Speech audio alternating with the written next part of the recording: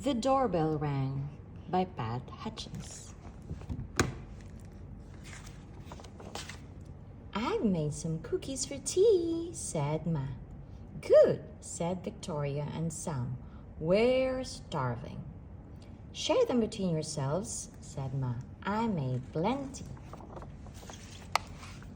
"That's 6 each," said Sam and Victoria. "They look as good as Grandma's," said Victoria. "They smell as good as Grandma's," said Sam. "No one makes cookies like Grandma," said Ma, as the doorbell rang. It was Tom and Hannah from next door. "Come in," said Ma. "You can share the cookies."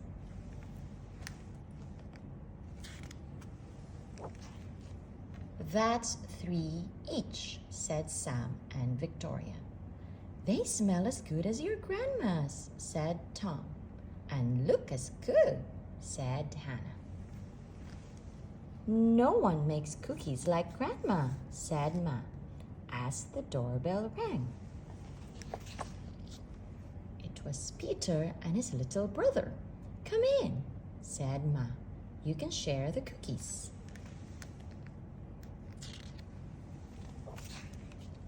"That's 2 each," said Victoria and Sam.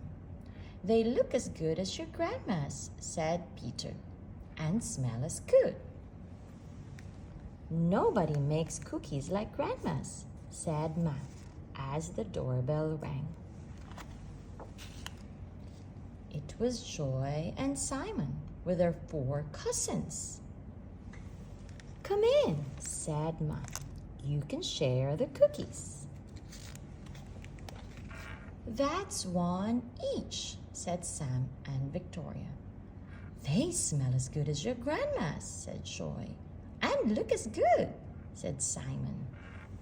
"No one makes cookies like Grandma," said Ma, as the doorbell rang. And rang.